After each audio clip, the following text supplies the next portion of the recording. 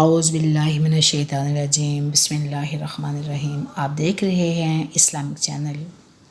قربانی کا ارادہ کرنے والے، جو شخص قربانی کا ارادہ کرے وہ ذوالحجہ کا چاند دیکھنے کے بعد لے کر قربانی کرنے تک اپنے ناخن اور بالوں کو نہ تراشے یا کاٹے۔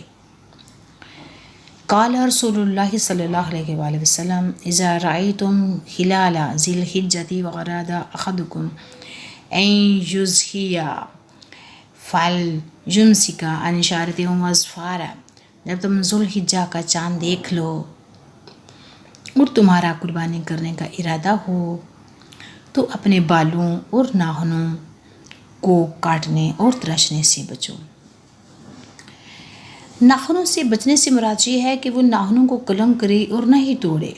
بالوں سے بچانے کا معنی یہ ہے کہ وہ بالوں کو مونڈے، نہ ہلکے کرے، نہ نوچے اور نہ ہی جلا کر انہیں ختم کرے۔ بال جسم کے کسی بھی حصے، سار، مونچھوں، بغلوں، زیر ناف یا کسی اور عضو کے ہوں، انہیں چھیڑنا نہیں۔ یہ حکم صرف اس شخص کے لیے ہے جو شخص قربانی کرنا چاہتا ہے، اس کے اہل خانہ کے باقی افراد کے لیے نہیں، اور جسے قربانی کرنے کا وکیل بنایا گیا ہے اس کے لیے بھی یہ حکم نہیں، چنانچہ اس کے بیوی اور بچوں اور وکیل پر یہ اشیاء حرام نہیں۔ اگر اسلامک چینل پسند آئی، یہ ویڈیو پسند ہے، سبسکرائب کریں، لائک کریں۔